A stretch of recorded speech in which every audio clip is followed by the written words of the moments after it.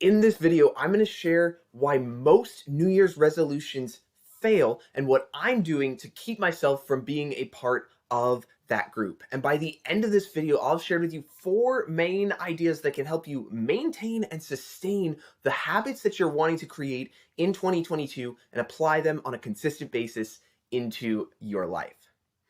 My name is Daniel Baarns, and what we do here on this channel is help young adults and college students to develop character by majoring in the majors and minoring in the minor areas of life. And if you're a college student, I've got a free PDF in the description for you to download of how to start your next semester. So go ahead and check that out. So when it comes to developing habits, most people, especially in the new year, we think of 2022 or 2023 or 2024, depending on when you're watching this, as a horse race where it's January like 4th, 5th, 6th, 7th is somewhere early in January, and we're really wanting to crush it. We're wanting to do all these things. And what can happen is there can be this high level of energy, this high level of emotion right at the beginning. And everyone's like, man, how are your goals? What are you doing? But by January 20th, 31st, February 2nd, most people have kind of forgotten or are not really living up to the things that they set at the beginning.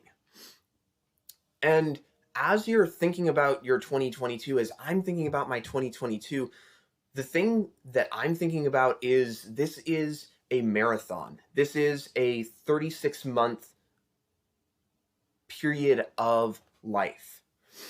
And inside of this 36 months, I have this 12-month period of time. And inside of this 12-month period of time, there's all the major areas of my life. There's my faith, there's my foundation, my finances, my relationships, and my health. And I'm wanting to build my life on these 5 areas and grow them at a steady pace. And the way that I'm going to do that is through consistent habits and doing the right thing quickly, or doing the right thing intentionally on a daily basis. And I was thinking to myself, why is it that so many of us, why is it that we want certain things at the beginning of a year, but by the time March comes around, we've either forgotten about them or we're no longer doing the small things that make the difference? And why is it that most people will dwell on what didn't work in 2021 or what didn't work in 2020 or 2019 instead of considering the future possibility? And why is it that it's so hard when we feel down to do the good things that we know will help us progress in our lives? And if you stick around till the end of this video, I'm going to be answering those very questions. But first, what I want to share about is habits and how they're built and kind of the process and some of the practical things that we can do to make sure that what we want to do in this first 12 months is building for the 36-month mentality. So when we're developing a new habit, there's really 4 main parts to a habit. And this is taken from Atomic Habits. I've listened to a bunch of podcasts by the author, and there's certain things that I've implemented into my life that have been very helpful. So for sure, go check him out. It's James something. I'm blanking on the last name. It's James. Oh, man. Anyway, Atomic Habits, that's the name of the book. So go ahead and check that out. But you've got the cue, the craving, the response, and the reward. So that's kind of the process of a habit. Is there something that happens, whether that's you waking up, whether that's you see a cookie. If you see a cookie, then what happens is then that creates a craving inside of you, and there's saliva that's excreted. There's different things inside of you that happen. And then there's the response of you grabbing the cookie and then you eating it. There's the dopamine. There's all the feel-good stuff that's happening in our brains. Now, if instead what we want to do is develop good habits, then we want to take that cue, craving, response, and reward and make sure that it's shifted in our favor to develop our faith, to develop our foundation, our finances, our relationships, and our health. And the way that we're going to do that is through 4 different things. It's to make it obvious, to make it attractive, to make it easy, and to make it satisfying. So the first one is make it obvious. So some of the things that I do is when I go to sleep, I actually have it right here. When I go to sleep, I have this resistance band right here. So that way, as soon as I wake up in the morning, I can do a specific exercise to strengthen my posture. And I make it obvious by making it right there. So that way, as soon as I wake up, I can just grab it, do a little bit of that, and then I've done my 1 minute of posture training because I know that matters for the long term. That's a goal that I have, is I want to have good posture and I want to have abs into my 80s. That's something that I have set as a goal for myself. It's really long term, but that's what I want. And so that's number 1, make it obvious. Number 2 is make it attractive. Make it something that's desirable. And then the third one is to make it easy.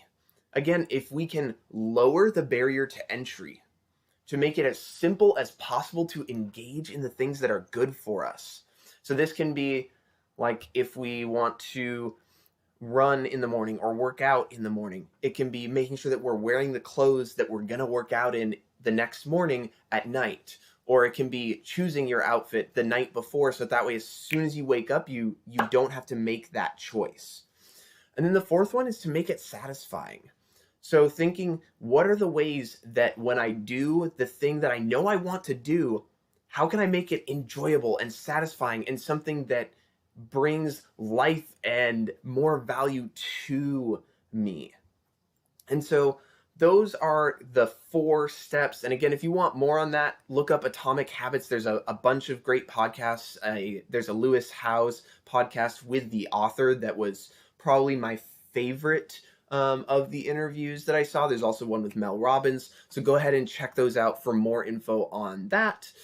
And then to answer the questions that I asked earlier, is the main reason why people fail is because we try to do way too much, too fast, with no foundation.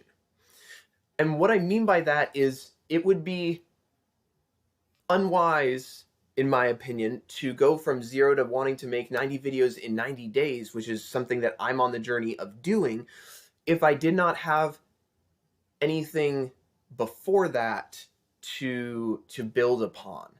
And so really the main thing that this is trying to answer is like the book analogy. Sorry, that'll matter in a moment, but doesn't matter yet.